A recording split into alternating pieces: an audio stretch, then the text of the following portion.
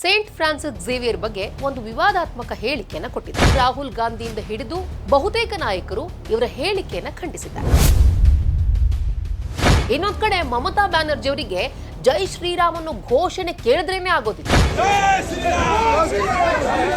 ಇನ್ನು ನಮ್ಮ ರಾಜ್ಯದಲ್ಲೇ ತಗೊಳ್ಳಿ, ಪುರೋಹಿತರ ಜೊತೆ ಕೂತ್ಕೊಂಡು ಆ ಕತೆ ಈ ಕತೆ ಏನೇನೋ ಕಾಲ ಕಳೆದಿದ್ದಾರ. ಮಧ್ಯಾಹ್ನ ಆದ್ಮೇಲೆ ಸೀತೆಯನ್ನು ಸೇರಿಸ್ಕೊಂಡು ಸೀತೆಗೂ ಮಧುಮೇರಿ ಎಂಬ ಹೆಂಡವನ್ನ ಕುಡಿಸಿ ಶಚಿ ಅಂದ್ರೆ ಹಿಂದಿನ ತನ್ನ ಹೆಂಡತಿ ಶಚಿ ದೇವಿಗೆ ಕುಡಿಸಿದ್ದಾಗೆ ಇವನು ಕುಡಿತಿದ್ದ. ಡಬಲ್ ಸ್ಟ್ಯಾಂಡರ್ಡ್ ಏನ್ ಗೊತ್ತಾ? ತಮ್ಮನ್ನ ತಾವು ಸೆಕ್ಯುಲರ್ ಅನ್ನುವಂತಹ ನಾಯಕರು, ಯಾವುದೇ ನಾಯಕರು ಕೂಡ ಈ ರೀತಿ ಹೇಳಿಕೆ ವಿರುದ್ಧ ಚಕಾರ ಎತ್ತಿಲ್ಲ. ಇದು ನಿಜಕ್ಕೂ ಕೂಡ ಆತಂಕ ಸೃಷ್ಟಿಸುವಂತಹ ಒಂದು ವಿಚಾರ.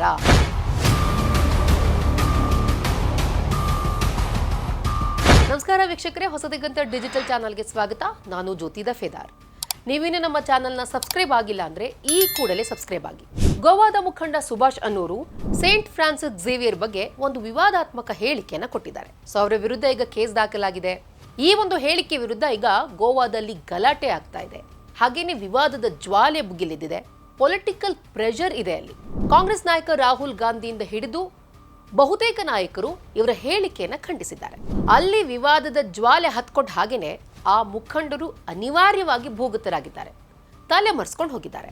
ಫ್ರಾನ್ಸಿಸ್ ಝೇವಿಯರ್ ಗೋವಾದ ರಕ್ಷಕ ಅಂತ ಹೇಳಿ ಅನೇಕ ತಲೆಮಾರಿನ ಜನ ನಂಬ್ಕೊಂಡು ಬಂದಿದ್ದಾರೆ. ಅವರು ನೀಡಿರೋ ಸ್ಟೇಟ್ಮೆಂಟು ಸರಿನಾ ತಪ್ಪಾ ಅಂತ ಹೇಳಿ ಅದು ಕೋರ್ಟ್ ನೋಡ್ಕೊಳ್ಳುತ್ತೆ. ಫ್ರಾನ್ಸಿಸ್ ಝೇವಿಯರ್ ಬಗ್ಗೆ ಏನು ವಿವಾದಾತ್ಮಕ ಹೇಳಿಕೆಯನ್ನು ಕೊಟ್ಟಿದ್ದಾರೆ ಅಂತ ಅಂದ್ರೆ ಅವರ ಅವಶೇಷಗಳ DNA ಪರೀಕ್ಷೆ ಮಾಡಬೇಕು ಅಂತ. ಈಗ ರಾಹುಲ್ ಗಾಂಧಿ ಅವರು ಸೇಂಟ್ ಫ್ರಾನ್ಸಿಸ್ ಝೇವಿಯರ್ ವಿರುದ್ಧ ಮಾತನಾಡಿರೋದನ್ನ ಖಂಡಿಸಿದ್ದಾರೆ. ಇನ್ನು ರಾಹುಲ್ ಗಾಂಧಿ ಏನ್ ಟ್ವೀಟ್ ಮಾಡಿದ್ದಾರೆ ಅಂತ ಅಂದ್ರೆ, ಕ್ರಿಶ್ಚಿಯನ್ನರನ್ನ ಪ್ರಚೋದಿಸುವ ಮೂಲಕ ಮತ್ತು ಮುಸ್ಲಿಮರ ಮೇಲೆ ಆರ್ಥಿಕ ಬಹಿಷ್ಕಾರ ಹಾಕಬೇಕು ಅನ್ನುವ ಕರೆ ನೀಡುವ ಮೂಲಕ ಗೋವಾದ ಸಾಮರಸ್ಯವನ್ನ ಹಾಳುಗೆಡವಲು ಹೊರಟಿದೆ. ಫೈನ್, ಆದ್ರೆ ಇಷ್ಟೇ ಚುರುಕಾದ ಖಂಡನೆಯನ್ನ ತಮ್ಮದೇ ಪಕ್ಷದ ನಾಯಕರು, ತಮ್ಮ ಮೈತ್ರಿಕೂಟದ ನಾಯಕರು, ಸಾರ್ವಜನಿಕ ವಲಯದಲ್ಲಿ ತಮ್ಮ ಪಕ್ಷಕ್ಕೆ ಹತ್ತಿರವಿರುವಂತಹ ಕೆಲ ಲೀಡರ್ಸ್ಗಳು, ಸಾಮಾಜಿಕ ಕಾರ್ಯಕರ್ತರು, ಬುದ್ಧಿಜೀವಿಗಳು ಹಿಂದೂ ಧರ್ಮದ ಶ್ರದ್ಧೆ ನಂಬಿಕೆ ವಿರುದ್ಧ ಮಾತನಾಡಿದಾಗ, ಅವರ ಶ್ರದ್ಧೆಗೆ ಘಾಸಿ ಮಾಡಿದಾಗ, ದಾರ್ಷ್ಟ್ಯದಿಂದ ಮಾತನಾಡಿದಾಗ ಈ ರೀತಿ ತೀವ್ರವಾಗಿ ಖಂಡಿಸಿದ್ದನ್ನ, ಟೀಕಿಸಿದ್ದನ್ನ ನಾವು ನೋಡಿಲ್ಲ. ಖಂಡಿಸೋದು ಬಿಡಿ, ಸ್ವತಃ ರಾಹುಲ್ ಗಾಂಧಿಯವರೇ ಹಿಂದೂಗಳ ಆಚರಣೆಯನ್ನ, ನಂಬಿಕೆಯನ್ನ ಅನೇಕ ಸಂದರ್ಭಗಳಲ್ಲಿ ಗೇಲಿ ಮಾಡೋ ಹಾಗೆ ಮಾತನಾಡಿದ್ದಾರೆ. ಅದಕ್ಕೆ ಲೇಟೆಸ್ಟ್ ಉದಾಹರಣೆ ಅಂದ್ರೆ ಇಲೆಕ್ಷನ್ ರ್ಯಾಲಿಗಳಲ್ಲಿ ರಾಹುಲ್ ಗಾಂಧಿಯವರು ರಾಮನ ಪ್ರಾಣ ಪ್ರತಿಷ್ಠಾಪನಾ ಕಾರ್ಯಕ್ರಮವನ್ನ ನಾಚ್ಗಾನ ಇವೆಂಟ್ ಅಂತ ಹೇಳಿ ಗೇಲಿ ಮಾಡಿದ್ರು. ಈ ಮೂಲಕ ಕೋಟ್ಯಾಂತರ ಹಿಂದೂ ಭಕ್ತರ ಭಾವನೆಗೆ ಘಾಸಿ ಉಂಟು ಮಾಡಿದ್ರು. राम मंदिर खोला, नाच गाना चल रहा है, डांस चल रहा है, पूरा हिंदुस्तान डांस कर रहा है, डांस गाना चल रहा है, प्रेस वाले हाय हाय हाय कर रहे हैं, नाच गाना चल रहा है, डांस चल रहा है, पूरा हिंदुस्तान डांस कर रहा है. ಇವರಷ್ಟೇ ಅಲ್ಲ, ಅವರ ಇಂಡಿಯಾ ಮೈತ್ರಿಕೂಟದ ಹಲವು ನಾಯಕರು ಕೂಡ ಹಿಂದೂಗಳ ಭಾವನೆಗೆ ಅಗೌರವ ತೋರಿದ್ರು. DMKಯ ಉದಯನಿಧಿ ಸ್ಟಾಲಿನ್ ಹಿಂದೂ ಧರ್ಮವನ್ನ ನಿರ್ಮೂಲನೆ ಮಾಡಬೇಕು ಅಂತ ಹೇಳಿ விவாதாத்மக ಹೇಳಿಕೆಯನ್ನ ಕೊಟ್ಟಿದ್ರು. எதிர்ப்பு மாநாடு என்று போடாமல் சனாதன ஒழிப்பு மாநாடு என்று நீங்கள் இதை போட்டிருக்கிறீர்கள், இதை அழைத்திருக்கிறீர்கள், இந்த நிகழ்ச்சிக்கு பெயரிட்டீர்கள். அதற்கு என்னுடைய வாழ்த்துக்கள். சிலவற்றை நாம் ஒழிக்கத்தான் வேண்டும், எதிர்க்க முடியாது. கொசு, டெங்கு காய்ச்சல், மலேரியா, கொரோனா இதையெல்லாம் நம்ம எதிர்க்கக்கூடாது, ஒழித்து கட்ட வேண்டும். ಇನ್ನೊಂದು ಕಡೆ ಮಮತಾ ಬ್ಯಾನರ್ಜಿ ಅವರಿಗೆ ಜೈ ಶ್ರೀರಾಮ್ ಅನ್ನೋ ಘೋಷಣೆ ಕೇಳಿದ್ರೇನೆ ಆಗೋದಿಲ್ಲ.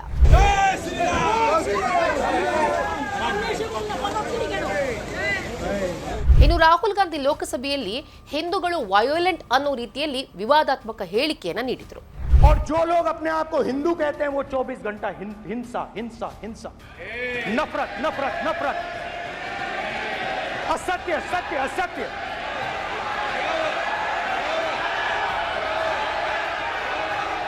आप हिंदू हो ही नहीं.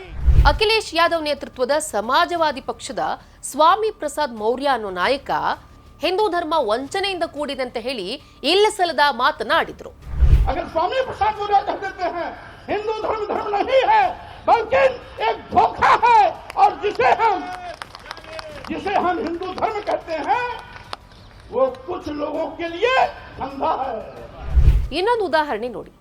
AIMIM ಶಾಸಕ ಅಕ್ಬರುದ್ದೀನ್ ಓವೈಸಿ ಹಿಂದೂ ಧರ್ಮದ ವಿರುದ್ಧ ಹೇಗೆ ನಾಲ್ಗೆ ಹರಿಬಿಟ್ಟಿದ್ದಾರೆ, ಹಿಂದೂ ಧರ್ಮದ ದೇವರುಗಳನ್ನ ಲೇವಡಿ ಮಾಡಿದ್ದಾರೆ ಅಂತ.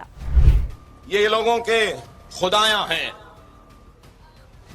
वो क्या क्या जो पूजा करते हैं, कितने राम लक्ष्मण दुर्गा लक्ष्मी फुला क्या क्या है, कितने वही हर 8 दिन में एक नया पैदा हो जाता है। अब तो नए आ गए, गणेश थे वो थे महाराज, अब हनुमान जयंती आ गई, रामनवमी आ गई, लक्ष्मी मालूम थी। ಇನ್ನು ನಮ್ಮ ರಾಜ್ಯದಲ್ಲೇ ತಗೊಳ್ಳಿ, ಭಗವಾನ್ ಅಂತವ್ರು ಬಿಡಿ, ರಾಮನ ಬಗ್ಗೆ ಅಂತೂ ಅದೆಷ್ಟು ಬಾರಿ ಇಲ್ಲ ಸಲ್ಲದನ್ನ ಮಾತನಾಡಿದಾರೋ ಗೊತ್ತಿಲ್ಲ. ರಾಮ ಮಾಂಸಾಹಾರಿ, ರಾಮ ಹಾಗೆ ಹೀಗೆ ಅಂತ ಅನ್ಕೊಂಡು ಒಂದು ಮಟ್ಟದಲ್ಲಿ ಹಿಂದೂ ಧರ್ಮದ ಬಗ್ಗೆ ತುಂಬಾ ತೀರಾ ಕೆಳಮಟ್ಟದ ಹೇಳಿಕೆಯನ್ನು ಕೊಡ್ತಾನೆ ಬಂದಿದ್ದಾರೆ. 11 ವರ್ಷ ರಾಜ್ಯಭಾರನ ರಾಮ ಮಾಡಿದ್ನ ಅಂದ್ರೆ ಇಲ್ಲ, ವಾಲ್ಮೀಕಿ ರಾಮನಿಲ್ಲ. ಅವನು ಬೆಳಗ್ಗೆಯಿಂದ ಮಧ್ಯಾಹ್ನದವರೆಗೆ ಪುರೋಹಿತರ ಜೊತೆ ಕೂತ್ಕೊಂಡು ಆ ಕತೆ ಈ ಕತೆ ಏನೇನೋ ಕಾಲ ಕಳೆದಿದ್ದಾರೆ. ಮಧ್ಯಾಹ್ನ ಆದ್ಮೇಲೆ ಸೀತೆಯನ್ನು ಸೇರಿಸ್ಕೊಂಡು ಸೀತೆಗೂ ಮಧುಮೈರೇಕೆಂಬ ಹೆಂಡವನ್ನ ಕುಡಿಸಿ ಶಚಿ ಅಂದ್ರೆ ಇಂದ್ರನ ತನ್ನ ಹೆಂಡತಿ ಶಚಿ ದೇವಿಗೆ ಕುಡಿಸಿದ್ದಾಗೆ ಇವನು ಕುಡಿತಿದ್ದ ಅಂತ ದಾಖಲೆ ಇದೆ. ಮಹಿಷಾ ದಸರಾ ಅನ್ನೋದು ಹಿಂದೂಗಳ ದೈವದ ವಿರುದ್ಧವಾಗಿದೆ, ಆದ್ರೂ ಕೂಡ ಅದನ್ನ ಆಚರಣೆ ಮಾಡ್ತಿದ್ದಾರೆ. ಇನ್ನು ಭಗವಾನ್ ಅವ್ರು ಏನ್ ಹೇಳಿದ್ರು ಗೊತ್ತಾ, ಚಾಮುಂಡಿ ಅನ್ನೋದು ಕಾಲ್ಪನಿಕ ಅಂತೆ. ಇವರ ಬುದ್ಧಿ ಮಟ್ಟಕ್ಕೆ ಏನ್ ಹೇಳ್ಬೇಕೋ ಗೊತ್ತಿಲ್ಲ. ಆದ್ರೆ ತಮಾಷೆ ಏನ್ ಗೊತ್ತಾ, ದುರಂತ ಏನ್ ಗೊತ್ತಾ, ಅಥವಾ ಡಬಲ್ ಸ್ಟ್ಯಾಂಡರ್ಡ್ ಏನ್ ಗೊತ್ತಾ, ರಾಹುಲ್ ಗಾಂಧಿಯಿಂದ ಹಿಡಿದು ತಮ್ಮನ್ನ ತಾವು ಸೆಕ್ಯುಲರ್ ಅನ್ನುವಂತಹ ನಾಯಕರು, ಸಾಮಾಜಿಕ ಕಾರ್ಯಕರ್ತರು, ಬುದ್ಧಿಜೀವಿಗಳು, ಯಾವುದೇ ನಾಯಕರು ಕೂಡ ಈ ರೀತಿ ಹೇಳಿಕೆ ವಿರುದ್ಧ ಚಕಾರ ಎತ್ತಿಲ್ಲ, ತುಟಿಕ್ ಪಿಟಿಕ್ ಅಂದಿಲ್ಲ. ಅವರವರ ವೋಟ್ ಬ್ಯಾಂಕ್ ರಾಜಕಾರಣಕ್ಕೆ ಅವ್ರು ಈ ರೀತಿ ನಡ್ಕೊಳ್ತಾರೆ ಅಂತ ಅಂದ್ಕೊಳ್ಳೋಣ. But look at more serious issue here. ಆದರೆ ಹೀಗೆ ಹಿಂದೂ ನಂಬಿಕೆಗಳ ವಿರುದ್ಧ, ಅವರ ಆಚರಣೆಗಳಿಗೆ ಘಾಸಿ ಮಾಡಿ, ಅವರ ಶ್ರದ್ಧೆ ವಿರುದ್ಧ ಮಾತನಾಡ್ತಾರಲ್ಲ, ಇವರೆಲ್ಲರೂ ಕೂಡ ರಾಜಾರೋಷವಾಗಿ ಓಡಾಡ್ಕೊಂಡಿರ್ತಾರೆ, ಸಭೆ ಸಮಾರಂಭಗಳಲ್ಲಿ ಭಾಗವಹಿಸ್ತಿರ್ತಾರೆ, ಟ್ವೀಟ್ ಮಾಡಿಕೊಂಡು ಆರಾಮಾಗಿರ್ತಾರೆ. ಇವರುಗಳ ವಿರುದ್ಧ ಕೇಸ್ ದಾಖಲಾಗಿರಬಹುದು, ಆದರೆ ಅವರ ಬದುಕಿಗೆ ಯಾವುದೇ ರೀತಿ ಅಡ್ಡಿಯಾಗಿಲ್ಲ. ಆದರೆ ಯಾವುದೋ ಒಂದು ಧರ್ಮದ ಬಗ್ಗೆ ನೀವು ಸಣ್ಣ ವಿಚಾರ ಹೇಳಿದ್ರೂ ಕೂಡ ಭೂಗತರಾಗಬೇಕಾದಂತಹ ಪರಿಸ್ಥಿತಿ, ವಾತಾವರಣ ನಿರ್ಮಾಣ ಆಗಿದೆಯಲ್ಲ, ಇದು ನಿಜಕ್ಕೂ ಕೂಡ ಆತಂಕ ಸೃಷ್ಟಿಸುವಂತಹ ಒಂದು ವಿಚಾರ. ಫಾರ್ ಎಕ್ಸಾಂಪಲ್, ನೂಪುರ್ ಶರ್ಮಾ ಅನ್ಯ ಧರ್ಮದ ವಿರುದ್ಧ ಅವರ ಭಾವನೆಗೆ ಧಕ್ಕೆ ತರುವಂತಹ ಹೇಳಿಕೆಯನ್ನು ಕೊಟ್ಟಿದ್ದಾರೆ ಅಂತ ಅಂದ್ರೆ ಅದನ್ನು ಖಂಡಿಸಬೇಕು, ಫೈನ್. ಅದು ಕೋರ್ಟಲ್ಲಿ ಕೂಡ ಇತ್ಯರ್ಥ ಆಗುತ್ತೆ, ಕೋರ್ಟ್ನಲ್ಲಿ ಕೇಸ್ ನಡೀತಾ ಇರುತ್ತೆ. ಆದರೆ ಅದಕ್ಕೂ ಮುಂಚೆನೆ ಈ ಭೂಗತರಾಗುವಂತಹ ಒಂದು ವಾತಾವರಣ, ಪರಿಸ್ಥಿತಿ ನಿರ್ಮಾಣವಾಗಿದೆಯಲ್ಲ, ದ್ಯಾಟ್ ಇಸ್ ಮೋರ್ ಡೇಂಜರಸ್. ಈಗ ಗೋವಾದ ನಾಯಕನ ಒಂದು ಕೇಸಲ್ಲಿ ಕೂಡ ಆಗಿರುವಂಥದ್ದು ಇಂಥದ್ದೇ ಪರಿಸ್ಥಿತಿ. ಅವ್ರ ವಿರುದ್ಧ ಕೇಸ್ ಆಗಿದೆ, ಆದರೆ ಅನ್ಯ ಧರ್ಮದ ವಿರುದ್ಧ ಅವ್ರು ಮಾತನಾಡಿದ್ರು ಅನ್ನೋ ಕಾರಣಕ್ಕೋಸ್ಕರ ಅಲ್ಲಿ ಗಲಾಟೆ ಆಗ್ತಾ ಇದೆ, ಅವ್ರ ವಿರುದ್ಧ ಹೇಳಿಕೆಗಳ ಸರಮಾಲೆ ಬರ್ತಾ ಇದೆ. ಹೀಗಾಗಿ ಅವರು ಆಪ್ಸ್ಕೊಂಡ್ ಆಗಿದ್ದಾರೆ.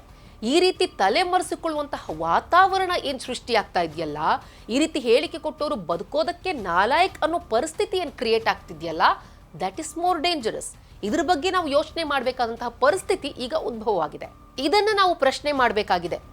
ಭಾರತ ಹಿಂದುತ್ವ ರಾಷ್ಟ್ರ ಆಗ್ತಾ ಇದೆ, ಬೇರೆ ಧರ್ಮಗಳ ವಿರುದ್ಧ ದಬ್ಬಾಳಿಕೆನ ಮಾಡಲಾಗ್ತಾ ಇದೆ ಅಂತ ಹೇಳಿ ಸೋಕೋಳ್ ನಾಯಕರು, ಜಾತ್ಯತೀತವಾದಿಗಳು, ಬುದ್ಧಿಜೀವಿಗಳು ಏನು ಬಾಯ್ ಬಡ್ಕೊಂತಾರಲ್ಲ, ರಾಹುಲ್ ಗಾಂಧಿಯಿಂದ ಹಿಡಿದು ಇಂಡಿಯಾ ಒಕ್ಕೂಟದ ಎಲ್ಲ ನಾಯಕರು ಕೂಡ ಇಲ್ಲ ಸಲ್ಲದ ಮಾತುಗಳನ್ನಾಡ್ತಾರಲ್ಲ, ಈ ಎಲ್ಲ ಕೇಸ್ಗಳನ್ನ ನೋಡಿದ್ರೆ ಹಿಂದೂಗಳೇ ಭಯ ಬೀಳುವಂತಹ ವಾತಾವರಣ ನಿರ್ಮಾಣವಾಗಿದೆ.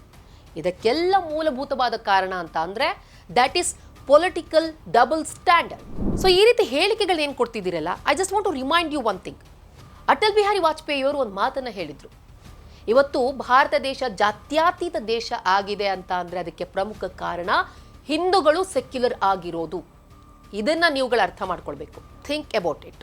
ಈ ವಿಡಿಯೋ ಇಷ್ಟ ಆದಲ್ಲಿ ಲೈಕ್ ಮಾಡಿ, ಶೇರ್ ಮಾಡಿ, ಕಮೆಂಟ್ ಮಾಡಿ. ಹಾಗೆ ನಿಮ್ಗೆ ಏನಾದರೂ ಉಪಯುಕ್ತ ಮಾಹಿತಿ ಬೇಕಿದ್ದಲ್ಲಿ ಕಮೆಂಟ್ ಬಾಕ್ಸ್ನಲ್ಲಿ ನಮಗೆ ತಿಳಿಸಿ.